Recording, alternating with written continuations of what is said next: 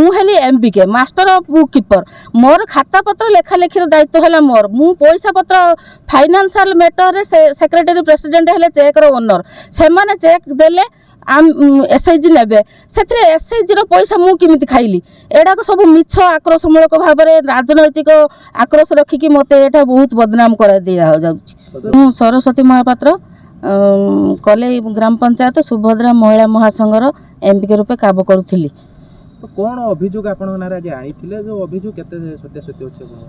अभियोगटा केते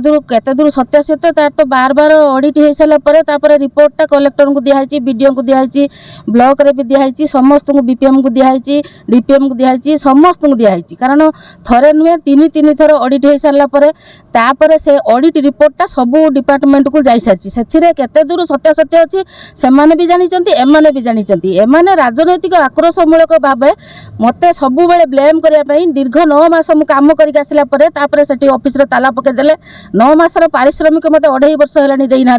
मानसिक भाव में बहुत निर्यातना दौरान आउ मो विरुद्ध में चारिआडे स्वर उत्तोलन कर लेखा देती सबुआडे देती एपरिक आप ब्लॉक रे कि डिस्ट्रिक्ट रे सबुआडे पचारतु मु कोठी भी विरुद्ध में पदे पर्यंत कही ना से किंतु मो विरुद्ध में बहुत आड़े सब एलिगेशन पकई चलती कलेक्टर पाखर ग्रीवेंस रे भी से आसिक देला तार सत्यासत्य जो एसएचजी मुझे MBK master of book keeper मोर खाता पत्र लेखा लेखिर दायित्व है मोर मु पैसा पत्र फाइनेंशियल मैटर रे सेक्रेटरी प्रेसिडेंट हेले चेक रो ओनर से माने चेक देले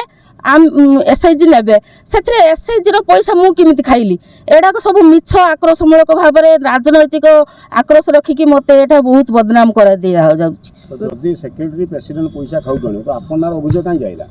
मो नार अभियोग आइला से बहुत अनियमितता करुचंती जहाद्वारा कि से जिनस गुड़ाक मु सब धरला बेलू मत से आक्रोशमूलक भाव में मो उपरे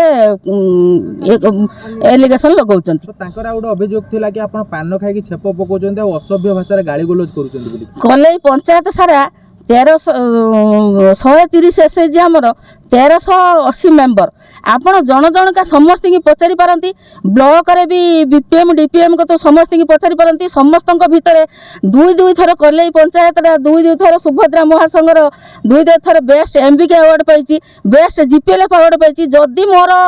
व्यवहार एमती मीन होता ताले मते कौन से सब मिली था कि तापर कले पंचायत 1380 मेंबर समस्त आप पचारतु कहीं जड़े भी खराब पाइबेनी मते मु केबे भी कहारी किछि मिसबिहेव करेनी गोटे थाली रे समस्त को पत्र गोटे पत्र रे जहाँ भी भात डाली जहाँ थाए ऑफिस रे गोटे पत्र रे मु समस्त की बाढ़ी खाया को देछि समस्त खाई साला परे मु खाए समस्त दरमा नहीं साला परे मु निए तेणु एगुड़ा सब मिछ अभियोग राजनैतिक रूप रंग दिया कि बहुत राजनैतिक रूप रंग दिया 2.5 वर्ष 3 वर्ष है बहुत रूप बीजेपी बीजेडी से उभय लगिकी मत खाली बलि पकाउछन्ती मझिरे तेणु मोर कहबार कथा दयाकोरी यही मीडिया माध्यम समस्त अनुरोध करुच्ची माने 100 दोषी बरंग खसी जातु किंतु जड़े निर्दोषी दंड न पाऊ एटा मोर समस्त अनुरोध जदि मु किछि खाइछि जदि मु किछि करिछि ताले मु मीडिया माध्यम रे समस्त ऑफिसर मानन को भी आवेदन करूछि माने अनुरोध करूछि से माने आउ थरे इनक्वारी करिक देखंतु मु कोन खाइछि। आज आपन समर्थन करिक केते मेंबर आछंती आज हमर 20 मेंबर आछंती आउ मेंबर समस्त महासंघ माने हैला सेक्रेटरी प्रेसिडेंट इसी मेंबर मु नहीं कि महासंघ गठित इसी मेंबर जो मीटिंग डका जाउची गतकाली गोटे मीटिंग डका हैतिला एसएचजी रो 2-3 एसएचजी को डका हला डिफॉल्ट रे एसएचजी मानकर लोन विषय रे आलोचना करिया पई किंतु इसी मेंबर को डका हला नहीं व्हाट इज द मीन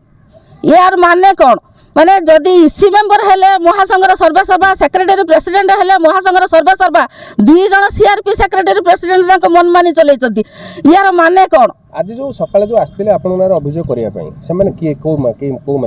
से माने प्रेसिडेंट सेक्रेटरी बीजेपी लोक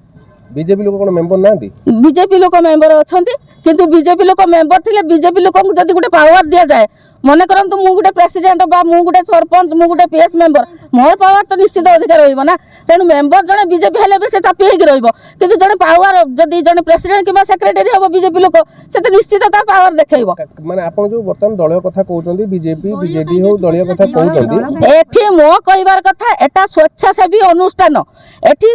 ନାରୀ ମାନଙ୍କର ସୁବିଧା ଅସୁବିଧା ଭଲ ମନ୍ଦ କଥା ବୁଝାଯାଏ ଏଠି ସମସ୍ତଙ୍କର ସୁବିଧା ଅସୁବିଧା କଥା ବୁଝାଯାଏ କିଏ କାହାକୁ କାଢି ଦେଲେ ବି କଲେଇ ପଞ୍ଚାୟତରେ 2ଟି କେସ୍ ମୁଁ କହିବି ଆମେ ମୋ ସମୟରେ କି 14 କି 15 ମସିହା ଭିତରେ 2ଟି ସ୍ତ୍ରୀ ଲୋକଙ୍କୁ ତାଙ୍କ ଶ୍ୱଶୁର ଘରୁ ବାହାର କରି ଦେଇଥିଲେ